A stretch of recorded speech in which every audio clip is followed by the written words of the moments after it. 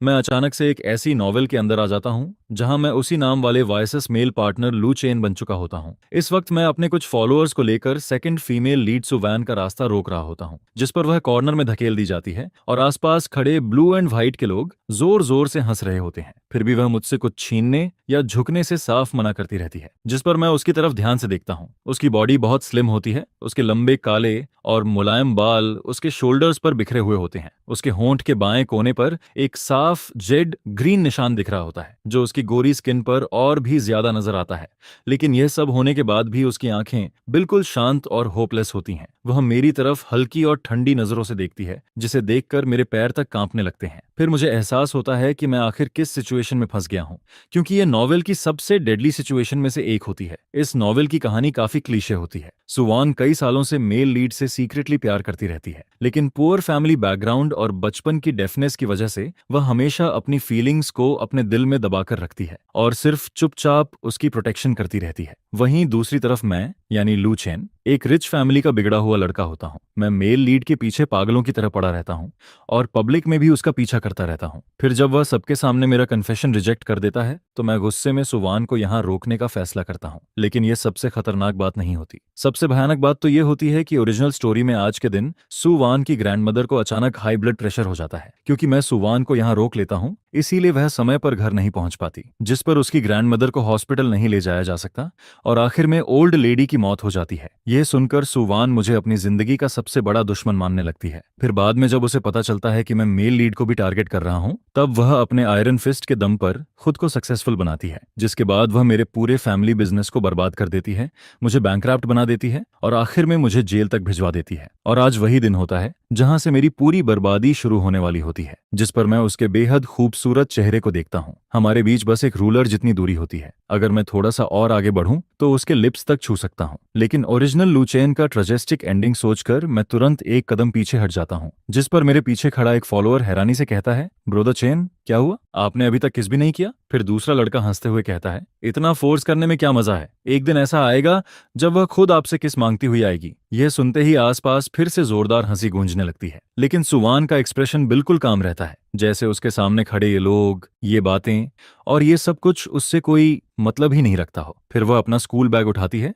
और बिना कुछ कहे उस एली से बाहर निकल जाती है। मैं उसकी पतली और अकेली बैग को देखता रहता हूँ, जो धीरे धीरे सड़क के मोड़ पर जाकर गायब हो जाती है, जिस पर मैं भी मुड़कर वहां से जाने लगता हूँ। लेकिन 2 कदम चलने के बाद मुझे अचानक उसकी ग्रैंडमदर का ख्याल आता है। मैं जितना सोचता हूँ उतना ही बेचैन होने लगता हूँ। तभी मुझे लगता है कि मेरे पैर के नीचे कुछ आया है, जिस पर मैं नीचे देखता हूँ तो पता चलता है कि वह सुवान का स्टूडेंट नेम टैग होता है। फिर मैं तुरंत उसे उठा लेता हूँ, अपने सारे छोटे भाइयों को वहां से भगा देता हूँ और फैमिली कार में बैठ जाता हूँ, जिस पर मैं ड्राइवर से कहता हूँ, गाड़ी तुरंत घुमाओ, अभी के अभी सुवान के घर चलते हैं। पूरे रास्ते में अंदर ही अंदर परेशान होता रहता हूँ। मैं बस यही सोचता रहता हूँ कि कहीं कुछ हो न गया हो। कुछ देर बाद कार मेरे अंकल के पुराने बिल्डिंग के पास जाकर रुकती है, जिस पर मैं जल्दी से कार से उतरता हूँ और जैसे ही मैं सामने देखता हूँ मुझे सुवान दिखाई देती है। वह कुछ महसूस करके पलटती है और मुझे देखकर तुरंत घबरा जाती है। फिर वह जल्दी से पूछती है, तुम यहाँ क्यों आए हो? मैं उसकी ग्रैंडमदर की हालत कंफर्म करना चाहता होता हूँ, लेकिन घबराहट में मेरे मुंह से कुछ और ही निकल जाता है। मैं कहता हूँ, दिख नहीं रहा, मैं तुम्हारा पीछा करते हुए आया हूँ। यह सुनकर सुवान कुछ सेकंड तक मुझे चुपचाप देखती रहती है। फिर वह ठंडी आवाज में कहती है, लू चेन, तुम गुंडे हो सकते हो, लेकिन कुछ बेसिक कानून तो मानो। जिस पर मैं एक पल के लिए रुक जाता हूँ। उसके चेहरे पर साफ रेजिस्टेंस दिख रहा होता है। फिर मुझे लगता है कि थोड़ा सॉफ्ट तरीका अपनाना ज्यादा सेफ रहेगा, जिस पर मैं जबरदस्ती मुस्कुराते हुए कहता हूँ, मैं यहाँ तक आ ही गया हूँ तो क्या तुम मुझे अपने घर के अंदर बैठने के लिए नहीं बुलाओगी? लेकिन जाहिर सी बात होती है कि सुवान इसके लिए तैयार नहीं होती। वह बस अपनी ठंडी आंखों से मुझे देखती रहती है, फिर बिना कुछ बोले मुड़ती है और अंदर चली जाती है, जिस पर मैं भी वापस कार में बैठ जाता हूँ। कार धीरे धीरे इंटरसेक्शन की तरफ बढ़ने लगती है, लेकिन रियर व्यू मिरर में मैं देखता हूँ कि सुवान उस पतली सी एली के अंदर चली जाती है। फिर मैं धीरे से कहता हूँ, अंकल लियो, गाड़ी धीरे चलाइए, जिस पर मैं मन ही मन टाइम गिनना शुरू कर देता हूँ। लगभग 10 मिनट बाद उस एली के अंदर अचानक घबराहट भरी आवाजें आने लगती हैं। कोई है? जल्दी मदद करो, कार बुलाओ। सुवान, जिस पर मैं तुरंत समझ जाता हूँ कि आखिरकार वही हुआ है। फिर मैं तुरंत वहां पहुंचता हूँ और उन्हें हॉस्पिटल ले जाने में मदद करता हूँ। कुछ देर बाद डॉक्टर बाहर आता है और कहता है, तुम लोग बहुत लकी थे, अगर 20 मिनट और लेट हो जाते तो पेशेंट डेंजर में पड़ जाती। यह सुनकर मैं राहत की सांस लेता हूँ। आखिरकार यह मुश्किल संभाव टल जाती है। फिर मैं खुशी खुशी हॉस्पिटलाइजेशन फी भर देता हूँ, क्योंकि मुझे लगता है कि शायद यह पैसा सुवान के साथ किए गए मेरे कुछ पुराने क्राइम्स को थोड़ा कम कर दे। असल में नोवेल वाला लू चेन अपने पेरेंट्स का बिगाड़ा हुआ यंग मास्टर होता है। वह अभी सिर्फ सिर्फ हाई स्कूल के थर्ड ईयर में होता है, लेकिन उसकी बैंक कार्ड में इतना पैसा पड़ा होता है जितना मैंने वेलफेयर होम में पलकर पूरी जिंदगी में नहीं देखा होता, जिस पर मैं बिना सोचे समझे पैसा खर्च कर देता हूँ, क्योंकि अब यह मेरी जिंदगी होती है और यहाँ पैसे खर्च करने में मुझे बिल्कुल भी दर्द नहीं होता। फिर जब मैं वार्ड के बाहर वापस आता हूँ तो मैं सूर्यवान को बाहर निकलते हुए देखता हूँ। वह धीरे से दीवार के सहारे खड़ी होती है, उसका सिर थोड़ा नीचे झुका हुआ होता है। बाहर रात हो चुकी होती है। हॉस्पिटल के कॉरिडोर में डिसइंफेक्टेंट की स्मेल फैली हुई होती है और ऊपर की सफेद लाइट्स उसकी पतली बॉडी की आउटलाइन बना रही होती हैं। सच कहूं, जो भी इस चेहरे को देखेगा वह कंफ्यूजर जरूर हो जाएगा। इसमें कोई हैरानी नहीं होती कि नॉवेल वाला लू चेन उसके पीछे पागलों की तरह पड़ा रहता है, जिस पर सुवान धीरे से मेरी तरफ देखती है, जिस पर सुवान मेरी नजर फील करती है और सिर घुमाकर मेरी तरफ देखने लगती है। मैं पहले ही तुम्हारी ग्रैंडमा की हॉस्पिटलाइजेशन फी भर चुका हूं, वह धीरे से कहती है। थैंक्स, मैं तुम्हें ये पैसे जितनी जल्दी हो सके वापस कर दूंगी। लेकिन सुवान की फैमिली की हालत बहुत खराब होती है। उसके घर में बस उसकी ग्रैंडमा होती है और वह खुद एक सीनियर हाई स्कूल स्टूडेंट होती है जो कॉलेज एंट्रेंस एग्जामिनेशन देने वाली होती है। ऐसे में उसके पास इतने पैसे कहां से आने वाले होते हैं? उसकी ग्रेड्स इतनी अच्छी होती हैं कि वह सबसे बेस्ट यूनिवर्सिटी में जा सकती है, लेकिन ओरिजिनल स्टोरी में इसी इंसिडेंट की वजह से वह एग्जाम की तैयारी ठीक से नहीं कर पाती, जिस पर उसका कॉलेज एंट्रेंस एग्जामिनेशन खराब चला जाता है और वह अपने ड्रीम कॉलेज में नहीं जा पाती। और इस सब की वजह मैं होता हूँ। इसलिए अब मेरे पास सिर्फ 3 महीने बचे होते हैं। चाहे कुछ भी हो जाए, मुझे ये पक्का करना होता है कि सुवान आराम से एग्जाम की तैयारी कर सके। लेकिन सुवान का नेचर बहुत स्टबर्न होता है। कौन जाने पैसे लौटाने के लिए वह क्या क्या करने लगे, जिस पर मैं थोड़ा सोचने लगता हूँ और फिर कहता हूँ पैसे वापस करने की जरूरत नहीं है। वह मेरी तरफ देखकर चुप हो जाती है, जिस पर मैं आगे कहता हूँ इसे रिवॉर्ड समझ लो, तुम मेरी ट्यूटर बन जाओ। यह सुनकर सुवान साफ शॉक्ड हो जाती है। आखिर ओरिजिनल लू चेन ने शायद जिंदगी में कभी ढंग से टेक्स्ट बुक तक नहीं खोली होती। फिर मैं कहता हूँ और आगे से रोज मेरा होमवर्क भी किया करो। उसके अलावा हफ्ते में 3 क्लासेस दोगी, हर क्लास कम से कम 1 घंटे की होगी। कैसा है, कोई प्रॉब्लम है? बस 2 ही लाइंस में मेरा असली इरादा साफ सामने आ जाता है, जिस पर सुवान हल्का सा भौहें चढ़ा लेती है। फिर मैं मौका देखकर थोड़ा और आगे झुकता हूँ और हल्का सा स्माइल करते हुए कहता हूँ, वरना तुम चाहो तो मेरी गर्लफ्रेंड भी बन सकती हो। यह सुनते ही सुवान तुरंत 1 कदम पीछे हट जाती है और हमारे बीच डिस्टेंस बना लेती है। उसकी आंखों में ठंडापन और भी ज्यादा साफ दिखने लगता है। लेकिन इन दोनों ऑप्शंस में से कौन सा चूज करना है यह वह अच्छी तरह जानती होती है, जिस पर वह धीरे से कहती है, फ्राइडे से संडे तक रात को 9 बजे सेल्फ स्टडी के बाद। यह सुनकर मैं अंदर ही अंदर खुश हो जाता हूँ, लेकिन मेरी यह खुशी अगले दिन क्लास में कदम रखते ही गायब हो जाती है। अरे तुम्हें पता है ना, कल लू चेन ने सुवैन को प्रपोज किया था और उसे सीधे रिजेक्ट कर दिया गया। हंसते हंसते मर जाऊं मैं। उसने कभी मिरर में खुद को देखा है? सुवान भला उसे क्यों पसंद करेगी? सही कहा, सपना देख रहा है। जिस पर साथ बैठे कुछ लड़के जोर जोर से हंसने लगते हैं। तभी उनमें से एक की नजर मुझ पर पड़ जाती है। उसका चेहरा तुरंत बदल जाता है और वह बगल वाले लड़के का हाथ पकड़कर उसे चुप करवा देता है, जिस पर पूरी हंसी एकदम से रुक जाती है। फिर उनमें से एक लड़का जबरदस्ती स्माइल करते हुए कहता है, ब्रोदर लू आप आ गए। उसके चेहरे पर साफ नर्वसनेस दिख रही होती है, क्योंकि स्कूल में लू चेन की इमेज बहुत खराब होती है। सिर्फ मेरा वहां खड़े होना ही काफी डरावना लगता है, लेकिन मैं उन्हें इग्नोर कर देता हूं और सीधे आयल से होकर अपनी लास्ट रो वाली सीट तक चला जाता हूं। फिर अपना बैग टेबल पर फेंक देता हूं। तभी क्लास के दरवाजे पर एक लड़का खड़ा होकर कहता है, लू चेन, डायरेक्टर गुआन तुम्हें बुला रहे हैं। यह सुनते ही मेरे दिमाग में घंटी बज जाती है। मैं ये बात पूरी तरह भूल चुका होता हूँ। ओरिजिनल स्टोरी में सुवन को परेशान करने के बाद किसी ने टीचर से कंप्लेंट कर दी थी, जिस पर बाद में लू चेन को ऑफिस में बुलाकर डांटा गया था। ये सोचते ही मेरा चेहरा उतर जाता है। फिर मैं उठकर क्लास के बाहर जाने लगता हूँ। तभी रास्ते में मेरी मुलाकात सुवान से होती है।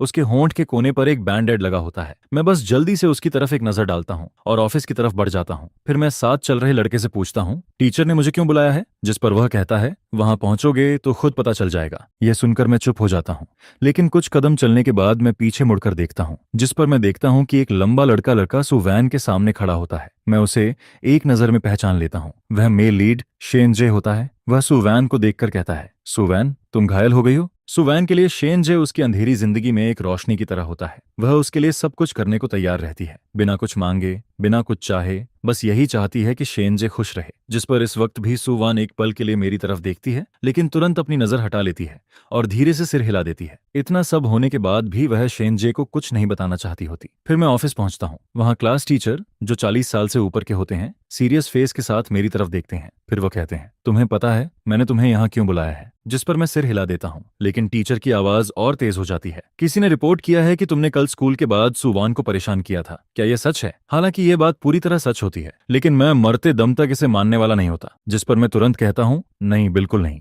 ऐसा कुछ भी नहीं हुआ, लू चेन कहता है। अब भी आप मेरी बात नहीं मान रही हैं। जिस पर मुझे साफ समझ आ जाता है कि उन्होंने मुझे यहाँ बुलाया पूछने के लिए नहीं, बल्कि सीधा फैसला सुनाने के लिए बुलाया है। मैं कुछ भी कहूँ वह एक शब्द भी नहीं मानने वाली होती हैं। फिर वह कहती हैं, वैसे भी तुम हर दिन क्लास बंक करते हो, ट्रबल करते हो, अब स्टेज पर जाकर रिव्यू लिखो। मैं तुरंत कहता हूँ, मिस्टर शू, मैंने सच में कुछ नहीं किया। जिस पर वह कहती हैं, तुम मानोगे नहीं, है ना? ठीक है, अगर तुम किसी ऐसे इंसान को ले आओ जो तुम्हारे लिए गवाही दे सके तो मैं मान लूंगी। यह सुनते ही मेरे दिमाग में अपने उन नॉन स्ट्रीमलाइन भाइयों का चेहरा आ जाता है जो ऑफिस में आकर मेरे लिए गवाही दे रहे होते, जिस पर मेरी आंखों के आगे अंधेरा सा छा जाता है। इस बार मैं सच में नहीं बच सकता होता, मेरे लिए कोई भी गवाही देने वाला नहीं होता। तभी दरवाजे पर नॉक होने की आवाज आती है, जिस पर एक ठंडी और सॉफ्ट आवाज सुनाई देती है, टीचर शू। मैं पीछे मुड़कर देखता हूँ और सामने सुवान खड़ी होती है। फिर वह कहती है, मैं इनके लिए गवाही दे सकती हूँ। यह सुनकर मैं पूरी तरह शॉक्ड रह जाता हूँ।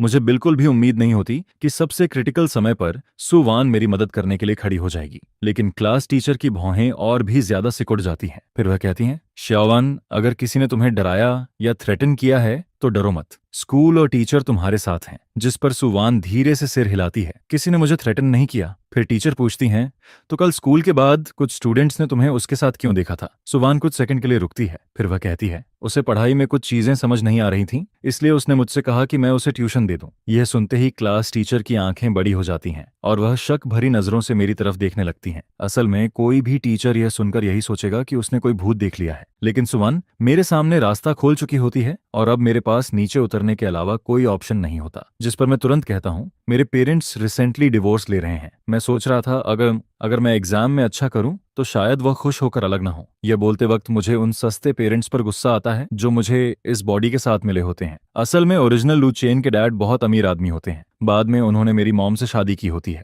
मॉम बहुत खूबसूरत होती हैं, लेकिन मुझे जन्म देते वक्त उन्हें बहुत ज्यादा ब्लीडिंग हुई थी और वह लगभग मर ही गई थी। जिस पर मेरे पेरेंट्स मुझे बहुत ज्यादा स्पॉइल कर देते हैं क्योंकि उनका सिर्फ एक ही बेटा होता है। यह सुनकर क्लास टीचर के चेहरे पर अजीब सा एक्सप्रेशन आ जाता है। फिर थोड़ी देर बाद वह कहती हैं, अपने क्लासमेट्स की हेल्प करना अच्छी बात है, लेकिन कॉलेज एंट्रेंस एग्जामिनेशन बहुत पास है, अपनी पढ़ाई मत बिगाड़ना। मैं सिर हिलाता हूँ। वैसे भी मेरी ग्रेड्स इतनी खराब होती हैं कि अब उनमें बिगड़ने के लिए ज्यादा कुछ बचा नहीं होता। फिर मैं ऑफिस से बाहर निकलता हूँ और राहत की सांस लेता हूँ। तभी पीछे से एक आवाज आती है, ब्रदर चेंग, क्या हुआ? टीचर ने आपको ज्यादा डांटा तो नहीं? मैं ध्यान से देखता हूँ तो वह कल वाली मेरे छोटे भाइयों में से एक होती है। फिर उसकी नजर मेरे बगल में खड़ी सुवान पर पड़ती है, जिस पर वह तुरंत अलर्ट हो जाती है और हमारे बीच में आकर खड़ी हो जाती है। फिर वह सुवान को घूरते हुए कहती है, क्या तुमने टीचर को सब कुछ बता दिया? क्या तुम जानबूझकर ब्रदर चेनक को फंसाना चाहती हो? सुवान का एक्सप्रेशन बिल्कुल ठंडा हो जाता है। वह कुछ नहीं कहती और सीधे उसके पास से निकलकर आगे बढ़ जाती है। जिस पर मैं जल्दी से कहता हूँ, जो हाओ, बेकार की बातें मत करो। मैं देखता हूँ कि वह सच में सुवान पर भड़कने वाली होती है, जिस पर मैं जल्दी से उसे पकड़ लेता हूँ। फिर मैं कहता हूँ, उसे ऑफेंड मत करो, क्योंकि मुझे अच्छी तरह पता होता है कि फ्यूचर में सुवान बस उंगली हिलाकर मुझे खत्म कर सकती है। जिस पर जो हाओ थोड़ा कंफ्यूज्ड होकर मुझे देखने लगती है, लेकिन मैं ऐसा कहता हूँ इसलिए वह आगे कुछ नहीं बोलती। फिर वह अचानक स्माइल करती है और मेरे पास आकर कहती है, ब्रदर चेन, मैंने आपके लिए आपकी फेवरेट बियर लाई है। मैं तुरंत मना कर देता हूँ। फिर वह कहती है, ब्रदर चेन, शाम को बिलियर्ड्स हॉल चलेंगे ना? मैं एक पल के लिए हेजिटेट करता हूँ। सच कहूँ तो मेरा वहां जाने का बिल्कुल मन नहीं होता, क्योंकि मैं असली वाला लू चेन नहीं होता, लेकिन अगर मैं एकदम से बहुत ज्यादा बदल जाऊं तो लोगों को शक होने लगता। तभी सुवान अचानक पलटकर हमारी तरफ देखती है, जिस पर मैं तुरंत कहता हूँ, मैं नहीं आ सकता, रात में मुझे काम है। वह पूछती है, क्या काम? मैं कहता हूँ, इवनिंग सेल्फ स्टडी। यह सुनते ही जो हाओ एकदम से शॉक्ड हो जाती है। फिर वह कहती है, क्या ब्रदर चेनग, आप तो क्लास में भी नहीं जाते, फिर आप इवनिंग सेल्फ स्टडी में क्यों जा रहे हैं? तुम क्या जानो, आज रात सेल्फ स्टडी तुम लोगों से कहीं ज्यादा इंपॉर्टेंट होती है। ये मेरे लिए सुवान को खुश करने का बहुत बड़ा मौका होता है। जो भी मुझे रोकने की कोशिश करेगा मैं उसी पर चढ़ जाऊंगा। जिस पर सुवान अपनी नजर वापस हटा लेती है। ऐसा लगता है जैसे उसने मेरी बात सुनी भी होती है और जैसे उसे कोई फर्क भी नहीं पड़ता। फिर मैं उसके पीछे जाकर कहता हूँ, इस फ्राइडे से पहले मुझे भूल मत जाना। तुमने कहा था ना तुम मुझे होमवर्क और ट्यूशन दोगी। लेकिन सुवान कुछ नहीं कहती, जिस पर मुझे उसकी हियरिंग प्रॉब्लम याद आती है। फिर मैं थोड़ा और पास जाकर धीरे से कहता हूँ, सुना ना, बाद में मुकरना मत। जिस पर सुवान आखिर में हल्का सा सिर हिला देती है। फिर मैं सुवान के साथ क्लास में वापस आता हूँ, लेकिन पूरे दिन क्लास का माहौल अजीब बना रहता है। सारे क्लासमेट्स पहले मेरी तरफ देखते हैं, फिर सुवान की तरफ देखते हैं। उनके चेहरे क्यूरियोसिटी और सवालों से भरे हुए होते हैं, लेकिन मैं बिल्कुल इंडिफरेंट होकर अपनी सीट पर जाकर बैठ जाता हूँ। वैसे भी सबसे बड़ी मुसीबत टल चुकी होती है। अब मुझे स्टेज पर जाकर रिव्यू नहीं लिखना पड़ने वाला होता। तभी आगे बैठा लड़का पीछे मुड़कर पूछता है, हेड टीचर तुम्हें क्यों बुला रहे थे? उन्होंने तुम्हें डांटा तो नहीं? मैं उसकी तरफ देखता हूँ और हल्का सा आईब्रो उठाता हूँ। वह लू चेन का सबसे करीबी भाई ली मिनंग होता है। बल्कि ब्रदर से ज्यादा उसे फॉलोअर कहना सही होता है। लीमिंग की फैमिली बहुत गरीब होती है। उसके घर में 6 लोग एक छोटे से घर में रहते हैं, जिस पर इस माहौल ने उसे बहुत लो सेल्फ एस्टीम वाला और लोगों को खुश करने वाला इंसान बना दिया होता है। हाई स्कूल के पहले साल से ही वह लू चेन के साथ रहता आया होता है। वह उसके लिए होमवर्क लिखता है, फेक लीव नोट बनाता है, टीचर के सामने कवर करता है। सीधा कहें तो लू चेन इतना बिगड़ा हुआ बना ही इसलिए होता है क्योंकि ली मिनिंग हमेशा उसके पीछे सब संभालता रहता है। इसी वजह से लू चेन उस पर काफी भरोसा करता है। लेकिन असल में ली मिंग इतने सालों से लू चेन से दबा हुआ और परेशान होता आया होता है। उसके दिल में नफरत बहुत पहले से पैदा हो चुकी होती है, जिस पर बाद में वही उसे बेट्रे कर देता है। ओरिजिनल स्टोरी में जब सुवन के लोग लू चेन को पकड़ लेते हैं, तब ली मिंग जानबूझकर यह खबर लू चेन के पेरेंट्स तक पहुंचा देता है, जिस पर रास्ते में उनके पेरेंट्स का कार एक्सीडेंट हो जाता है। फिर वह मुझसे कहता है, तुम्हें कैसे पता कि टीचर तुम्हें डांटने वाले थे? मैं कहता हूँ, मुझे नहीं पता। फिर वह ऑकवर्ड होकर कहता है, मैं बस कैजुअली पूछ रहा था। कल तुमने सुवान पर बेट लगाया था, ये बात तो बहुत लोग जानते हैं, लेकिन ना, वह सीक्रेट तो तुमने खुद मुझे बताया था। जिस पर मैं चेयर पर पीछे टिक जाता हूँ, अपना बैग खोलता हूँ और किताबें बाहर निकालने लगता हूँ। फिर मैं कहता हूँ, तो अगर तुम्हें पता भी है तो क्या हुआ? वैसे भी तुमने खुद पब्लिक में कन्फेशन किया था, इतने लोगों के सामने ऑलमोस्ट उसे फोर्स कर दिया था। ऐसी चीजें लोगों को पता चलना मुश्किल नहीं होता। शायद ली मिंग मेरी आवाज का ठंडापन फील कर लेता है, जिस पर वह तुरंत टॉपिक बदल देता है। फिर वह कहता है, वैसे मैं कल तुम्हारा पेपर घर ले जाना भूल गया था, मैंने अभी तक तुम्हारे लिए नहीं लिखा, बाद में कर दूंगा। मुझे मानना पड़ेगा, वह सच में बहुत स्मार्ट होता है। हालांकि वह लू चेन के लिए हर काम करता है, लेकिन ऐसी चीजों में, जैसे किसी को रोकना या परेशान करना, वह कभी सामने नहीं आता। हर बार उसके पास बचने का कोई ना कोई एक्सक्यूज होता है।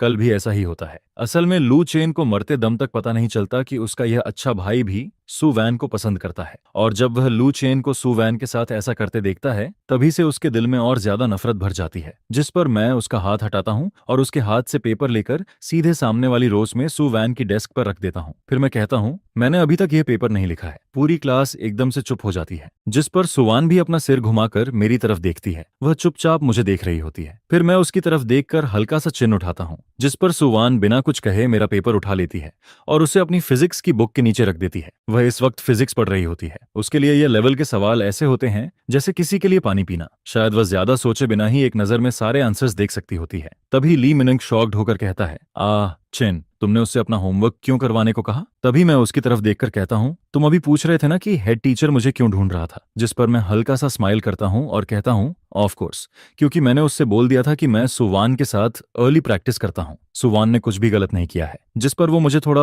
वार्निंग देने वाले लुक से देखता है, जिसे देखकर मुझे भी समझ आ जाता है कि मैं थोड़ा ज्यादा खेल गया हूँ। फिर मैं वहीं रुक जाता हूँ और हल्का सा स्माइल करके कहता हूँ, अरे हम सब क्लासमेट्स हैं, मजाक कर रहे हैं। वैसे भी कल वाली इंसिडेंट के बाद मुझे पता होता है कि सुवान ऐसी छोटी मोटी बातों या वर्बल एडवांटेज की वजह से मेरी टेंशन नहीं लेने वाली है। लेकिन जिसके पास भी आंखें हैं वो आसानी से देख सकता है कि मैं और सुवान कभी भी साथ में अर्ली प्रैक्टिस नहीं करते हैं, जिस पर मेरी रेपुटेशन भी क्लियर हो जाती है और साथ ही साथ ली मिंग भी बीच में फंस जाता है। मतलब एक ही बार में 2 बर्ड्स विद 1 स्टोन हो जाता है। जिस पर मैं साइड में ली मिंग की तरफ देखता हूँ और वो जैसे राहत की सांस लेता है, लेकिन फिर भी उसका फेस ज्यादा अच्छा नहीं लग रहा होता है। फिर वो चुपचाप पीछे मुड़ता है और कुछ प्रिपेयर करने लगता है। इसके बाद मैं भी अपना टेक्स्ट बुक निकालता हूँ और उस बिल्कुल नई दिखने वाली बुक को देखने लगता हूँ, जिसे देखकर मेरे मन में अजीब फीलिंग आती है, क्योंकि मैं तो अपने दिल में अभी भी सेकंड ईयर कॉलेज वाला स्टूडेंट हूँ। किसने सोचा था कि मैं बस हॉस्टल में लेटा हुआ नॉवेल पढ़ रहा था और फिर आंख खुलते ही मुझे दोबारा कॉलेज एंट्रेंस एग्जाम देना पड़ेगा। और सबसे बड़ी बात,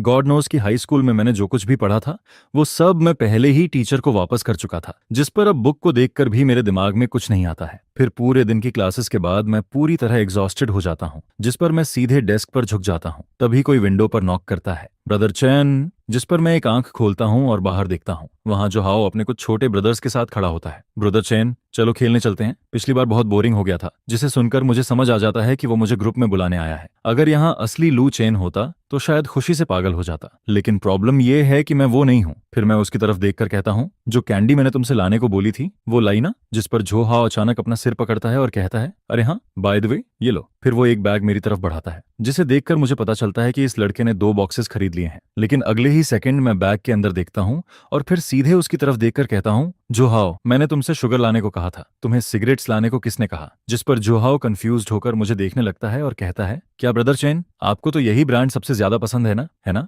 जिसे सुनकर मैं अंदर ही अंदर साई करता हूँ, क्योंकि साफ पता चल रहा होता है कि लू चेन की ये इमेज 1-2 दिन में चेंज होने वाली नहीं है। फिर मैं गहरी सांस लेकर कहता हूँ, अब मुझे ये पसंद नहीं है, समझे? जिस पर जो हाओ तुरंत कहता है, ब्रोदर चेन, 1 मिनट वेट करो, मैं अभी चेंज करके लाता हूँ। और फिर सिर्फ 10 मिनट के अंदर वो एक बॉक्स फ्रूट हार्ड कैंडी का मेरे डेस्क पर रख देता है, जिस पर मैं उसकी तरफ देखकर कहता हूँ, ठीक है, अब तुम लोग जाओ, अभी 9 बज चुके हैं, मुझे स्टडी रूम जाना है। इसके बाद मैं अपना स्कूल बैग उठाता हूँ और बाहर निकल जाता हूँ। हमारा स्टडी रूम टीचिंग बिल्डिंग की फर्स्ट फ्लोर पर होता है, जिसे स्कूल ने स्पेशली सीनियर स्टूडेंट्स के लिए बनवाया होता है। और फिर जोहाओ और बाकी लोग मेरे साथ स्टडी रूम के बाहर तक आ जाते हैं। ब्रदर चैन, आप सच में पढ़ाई करने वाले हो? जिस पर मैं उसकी तरफ देखकर कहता हूँ, ऑफ कोर्स मैं सीरियस हूँ, और हाँ, आगे से मेरे लिए सिगरेट्स मत लाना, अब मैं कैंडी खाता हूँ। जिसे सुनकर जोहाओ शॉक होकर कहता है, ब्रोदर चेन, आपको आखिर हुआ क्या है? फिर मैं एक कैंडी खोलता हूँ और उसे अपने मुंह में डाल देता हूँ। तभी पीछे से कोई कंफ्यूज्ड होकर कहता है, कहीं सुवान को ये पसंद नहीं है क्या? जिस पर बाकी सब लोग एक साथ हंसने लगते हैं। मुझे मानना पड़ेगा, सुवान सच में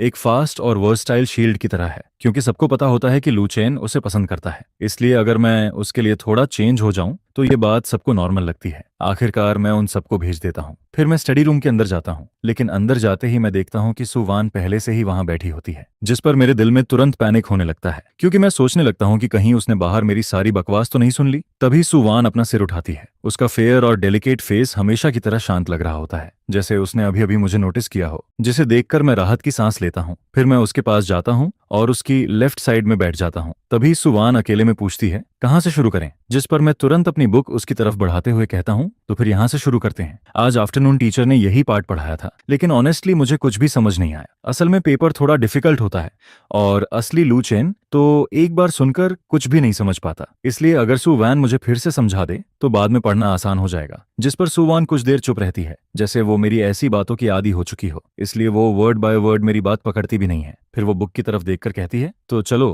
पहले इस मैकेनिक्स वाले मल्टीपल चॉइस क्वेश्चन से शुरू करते हैं। जिसे सुनकर मैं तुरंत उसकी तरफ थोड़ा और लीन करता हूँ, क्योंकि पिछले लाइफ में भी जब सुवान पढ़ाती थी तब मैं ऐसे ही उसके पास बैठता था। लेकिन जैसे ही मैं उसके करीब आता हूँ, सुवान की मूवमेंट अचानक रुक जाती है। जिस पर मैं उसकी तरफ मुड़कर पूछता हूँ, क्या हुआ? सुवान थोड़ी कंफ्यूज्ड दिखती है, लेकिन फिर अचानक एक बिल्कुल अनरिलेटेड सवाल पूछती है, जो कैंडी तुम खा रहे हो उसका टेस्ट कैसा है? जिसे सुनकर मैं थोड़ा सरप्राइज हो जाता हूँ। फिर मैं तुरंत उसकी तरफ कैंडी बढ़ाते हुए कहता हूँ, ट्राई करोगी? जिस पर सुवान की लैश लाइज हल्की सी हिलती हैं। फिर वो बिना कुछ कहे थोड़ा साइड में खिसक जाती है और मेरे साथ थोड़ा डिस्टेंस बना लेती है। नो। जिस पर मैं अंदर ही अंदर सोचता हूँ, जैसा मैंने सोचा था बिल्कुल वैसा ही है। फिर उस शाम मैं सुवान के साथ स्टडी करता हूँ, लेकिन उसके बाद स्कूल में हमारे पप्पी लव वाले रूमर्स नहीं फैलते हैं, बल्कि लोग ये बात फैलाने लगते हैं कि मैं सुवान का तेंगु बन गया हूँ और उसी की वजह से अचानक पढ़ाई करने लगा हूँ। जिसे सुनकर मैं सच में समझ नहीं पाता कि ये लोग आखिर सोचते क्या हैं। फिर फिजिकल एजुकेशन क्लास में मैं अकेला स्टैंड्स पर बैठा होता हूँ और दुखी होकर 45 डिग्री एंगल में आसमान की तरफ देख रहा होता हूँ।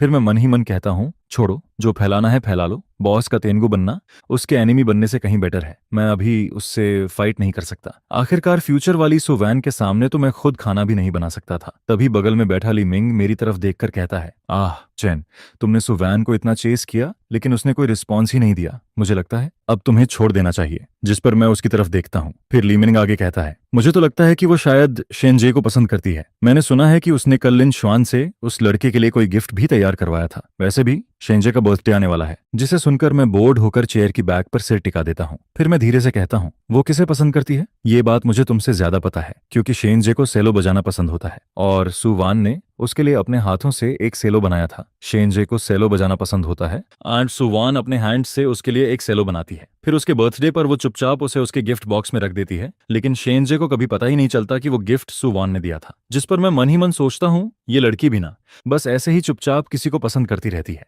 फिर बिना कुछ बोले सीक्रेटली उसे चाहती रहती है। अब ऐसे में मैं हीरोइन से कैसे कंपीट करूं? तभी ली मिंग मेरी तरफ देखकर कहता है, आह चेन, तुमको गुस्सा नहीं आ रहा है? जिस पर मैं उसकी तरफ देखकर कहता हूँ, मैं क्यों एंग्री हूँ? ली मिंग कुछ देर तक उदास सा बैठा रहता है। तभी पीछे से जो हाओ रैकेट लेकर निकलता है और कहता है, ब्रदर चेन, चलो बैडमिंटन खेलने चलते हैं। जिस पर मैं उसे देखकर थोड़ा चौंक जाता हूँ और कहता हूँ, तू मरना चाहता है क्या? जिसके जवाब में जो हाओ हंसते हुए कहता है, अरे कोई मिलने वाला नहीं था साथ खेलने के लिए, इसलिए आपके पास आ गया। ब्रदर चेन, मेरा मान रख लो। जिस पर मुझे समझ आ जाता है ये लू चेन की कुछ रेयर खूबियों में से एक है और शायद उन्हीं फ्यू चीजों में से है जिनमें मैं उसके जैसा बिहेव कर सकता हूँ। फिर मैं रैकेट की तरफ देखकर कहता हूँ, तो तुम्हें बैडमिंटन खेलना है तो तुम्हारे साथ खेलने के लिए और भी बहुत लोग मिल जाएंगे। जिस पर जो हाओ मेरी तरफ देखकर कहता है, ब्रोदर चेन, आजकल आपका ध्यान बस सुवान पर ही रहता है, अब हम लोगों की कोई वैल्यू नहीं रही क्या? जिसे सुनकर मैं उसके हाथ से रैकेट ले लेता हूँ, क्योंकि सुवान को एक्सक्यूज की तरह यूज तो किया जा सकता है, लेकिन हर बार बहुत ऑमिचम ऑब्वियस भी नहीं लगना चाहिए। कभी कभी एक्टिंग करना भी जरूरी होता है। आखिर सबसे मुश्किल लाइज वही होती है जिसमें थोड़ी ट्रुथ मिली हुई हो। इसके बाद जब मैं प्लेग्राउंड के पास वाले ओपन एरिया में पहुंचता हूं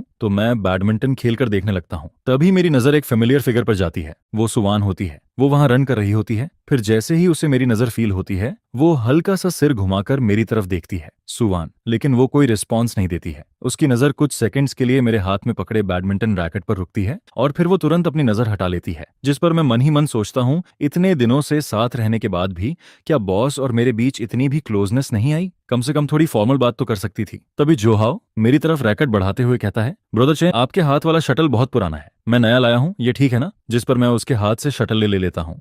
लेकिन जैसे ही मैं ऊपर देखता हूँ, सुवन पहले ही आगे रन करके जा चुकी होती है। लड़की की बैक पतली और कमजोर लग रही होती है, लेकिन उसके अंदर एक अजीब सी जिद भी साफ दिखाई दे रही होती है, जिस पर मैं थोड़ा खो जाता हूँ। सुवान ज्यादा बात नहीं करती, वो हमेशा खुद को कंट्रोल में रखती है और यूजुअली जब भी उस पर स्ट्रेस होता है या उसका मूड खराब होता है तो वो ऐसे ही लगातार रन करती रहती है। जिस पर मैं सोचने लगता हूँ, आखिर उसे किसने अपसेट किया है? तभी बगल वाले बास्केटबॉल कोर्ट से अचानक जोर जोर से चीयरिंग की आवाज आने लगती है, जैसे कोई चिल्ला रहा हो। जिस पर मैं भी उधर देखता हूँ और मुझे धुंधला सा एक लड़की दिखाई देती है जो 3 स्टेप लेअप कर रही होती है। उसकी मूवमेंट्स बहुत स्मूथ होती हैं और उसे देखकर चारों तरफ से लाउड स्क्रीम्स आने लगती हैं। वो हीरोइन होती है, सॉन्ग वेई वेई, और वही शेनजे की ऑफिशियल मैच भी होती है। उसका रिजल्ट हमेशा नीचे आता है। उसका वेडिंग डेट भी मेरे जैसा ही होता है और वो जितने बॉयफ्रेंड्स के साथ रह चुकी है उनसे तो कई टेबल्स भर जाएं, लेकिन फिर भी मैन कैरेक्टर शेनजे जैसा स्टैंडर्ड लिटिल मिल्क डॉग उसी लड़की को पसंद करता है। अगर ऑनेस्टली कहूं तो सॉन्ग वेई वेई सच में बहुत प्रिटी होती है, जबकि सुवैन हमेशा ठंडी और थोड़ी दूर दूर रहने वाली लगती है। उसे देखकर हमेशा एक डिस्टेंस फील होता है, लेकिन सॉन्ग वेई वेई में एक अलग तरह की वाइल्ड ब्यूटी होती है, इसलिए ये कोई सरप्राइज नहीं है कि लोग उसे इतना पसंद करते हैं।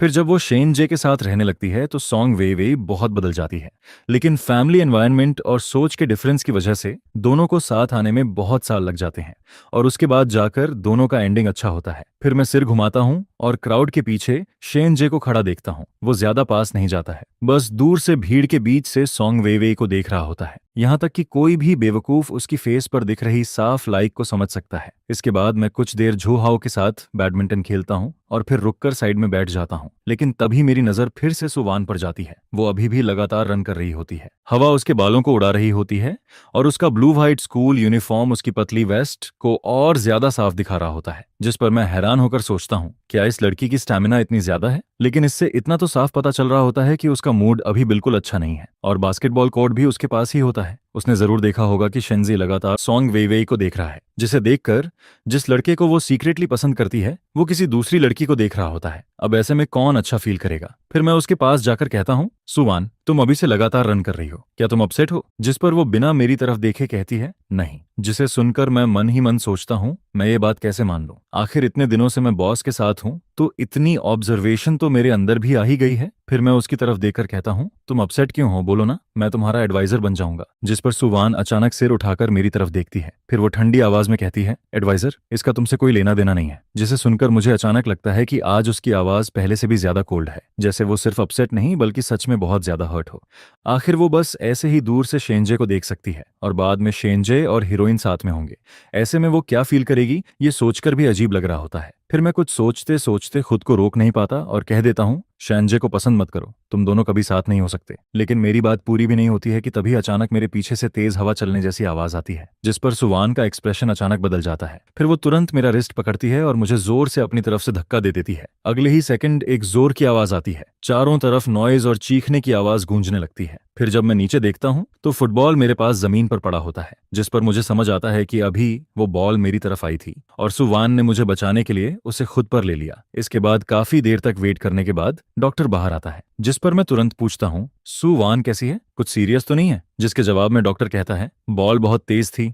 अच्छा हुआ उसने अपनी बैग से तुम्हें बचा लिया, नहीं तो अभी हॉस्पिटल में तुम होते। लेकिन ज्यादा टेंशन मत लो, उसे बस हल्की इंजरी हुई है, कुछ दिन ऑइंटमेंट लग जाएगी, फिर ठीक हो जाएगी। जिसे सुनकर मेरे दिल को थोड़ी राहत मिलती है, लेकिन मैं फिर भी पूरी तरह रिलैक्स नहीं हो पाता। अगर बॉस को कुछ हो जाता तो मैं जिंदगी भर उसका बदला नहीं चुका पाता। फिर मैं कहता हूँ मैं उससे मिलना चाहता हूँ, और डॉक्टर के कुछ कहने से पहले ही मैं अंदर चला जाता हूँ। सुवान तुम ठीक हो ना? लेकिन मेरी आवाज अचानक वहीं रुक जाती है, क्योंकि सुवान उस समय कपड़े बदल रही होती है। उसकी सफेद और पतली बैक पर ऑर्नामेंट लगी होती है, और उसकी खूबसूरत शोल्डर ब्लेड के पास हल्का सा नीला निशान दिख रहा होता है। फिर जैसे ही उसे मेरी आवाज सुनाई देती है, वो तुरंत मुड़ती है, जिस पर अगले ही पल मैं सीधे बाहर धक्का देकर निकाल दिया जाता हूँ। फिर मैं बाहर खड़ा कुछ सेकंड्स तक पूरी तरह ब्लैंक रह जाता हूँ। कुछ देर बाद डोर खुलता है और सुवान बाहर आती है। फिर मैं ऑकवर्ड होकर साइलेंस तोड़ते हुए कहता हूँ, तुम ठीक हो ना? जिस पर उसकी वही ठंडी आवाज सुनाई देती है, मैं ठीक हूँ। उसकी आवाज सुनकर मैं वापस होश में आता हूँ, लेकिन अगले ही पल मेरा दिमाग पूरी तरह ब्लैंक हो जाता है। लू चैन, तुमने अभी क्या कर दिया? फिर मैं जल्दी से कहता हूँ, ठीक है, अच्छा है,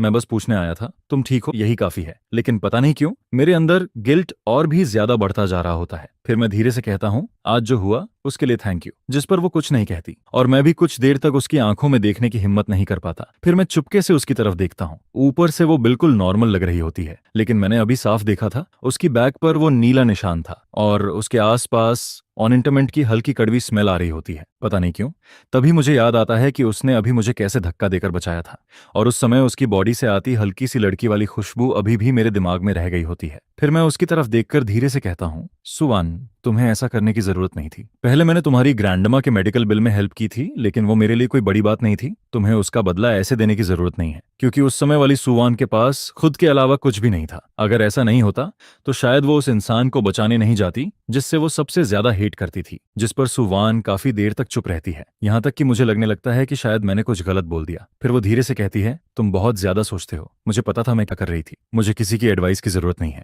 जिसे सुनकर मैं थोड़ा पैनिक हो जाता हूँ, और मेरे दिल में अजीब सा भारीपन होने लगता है। पता नहीं उसकी बातों की वजह से या फिर उसकी आवाज की वजह से, क्योंकि इतने दिनों से हम दोनों साथ में इवनिंग स्टडी कर रहे थे, और उसने काफी टाइम से मुझसे इतनी कोल्ड टोन में बात नहीं की थी। फिर मुझे अचानक याद आता है, ये वही बॉस है जिससे मुझे बिल्कुल भी पंगा नहीं लेना चाहिए। फिर मैं उसकी इंजरी के बारे में सोचता हूँ। कॉलेज एंट्रेंस एग्जाम में सिर्फ 1 मंथ बचा होता है, उससे रिकवर होने के लिए टाइम चाहिए। जिस पर मैं धीरे से कहता हूँ, तो फिर तुम अपनी इंजरी का ध्यान रखो और कुछ टाइम तक इवनिंग सेल्फ स्टडी में मत आना। जिस पर वो तुरंत कहती है, नहीं। तभी पीछे से जो हाओ की आवाज आती है, ब्रोदर चेन, उसने आपके लिए ये सब किया और आपने सच में उससे बोल दिया कि तुम दोनों के बीच कुछ नहीं है? जिस पर जो हाओ शॉक्ड होकर मुझे देखता है, और उसके पीछे खड़े बाकी लोग भी हैरान होकर मेरी तरफ देखने लगते हैं। फिर उनमें से एक कहता है, हम सबने देखा था, उसने आपको धक्का देकर बचाया, वो बॉल बिल्कुल हल्की नहीं थी। फिर दूसरा कहता है, ब्रदर चेन, अगर कोई लड़की आपके लिए ऐसा करे तो कौन मना कर सकता है, वो जरूर आपको पसंद करती होगी। जिस पर मैं इरिटेट होकर उनकी तरफ देखता हूँ और कहता हूँ, तुम लोग इतने गॉसिप क्यों करते हो? मैं कह सकता हूँ कि मैं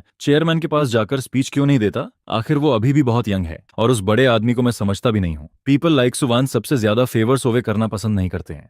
मैंने पहले उसकी इतनी मदद की थी, जिस पर उसने कुछ कहा नहीं था, लेकिन वो जरूर उसे अपने दिल में अच्छे से याद रखती है। इसके अलावा बाकी लोगों को नहीं पता कि उसे रूल्स जज करना कितना पसंद है, लेकिन मुझे तो पता है। जिस पर मैं कहता हूँ, ब्रदर चेन, इस बार तुम्हारे टेस्ट स्कोर्स काफी इंप्रूव हुए हैं, और अगर ऐसे ही चलता रहा तो सब स्टेबल हो जाएगा। फिर मैं हंसते हुए कहता हूँ, मतलब सुवान को छोड़कर? जिस पर वो पूछता है, ब्रदर चेन, तुम आखिर चाहते क्या हो? मैं जवाब देता हूँ, जो मैं चाहता हूँ उसमें अभी तक मैं सक्सीड नहीं कर पाया हूँ। हालांकि इसमें थोड़ा ब्रैगिंग वाला एलिमेंट भी होता है, लेकिन इतना फास्ट प्रोग्रेस होने की मेन वजह सुवन ही होती है। वो हर चीज बहुत क्लियरली समझाती है और बहुत पेशेंट भी रहती है। कभी कभी मैं एक ही क्वेश्चन उसे कई बार पूछता हूँ, जिस पर भी वो कभी परेशान नहीं होती है और बार बार समझाती रहती है। इसके बाद मैं सोचता हूँ कि जोहाओ और बाकी लोगों के लिए 400 पॉइंट्स भी बहुत अच्छे होते हैं। 500 पॉइंट्स का मतलब तो प्रॉपर टॉप स्टूडेंट होता है। फिर जब मैं घर वापस आता हूँ तो वहां मुझे और भी ज्यादा प्रेज मिलती है। मॉम और डैड दोनों मुझे देखकर खुश हो जाते हैं। जिस पर मॉम कहती है, मुझे पता था कि हमारा एचन जरूर कर लेगा, देखो हाल ही में एचन ने कितना चेंज किया है। फिर वो मेरे पास बैठती है और कहती है, अपने ऊपर ज्यादा प्रेशर मत डालो, समझे?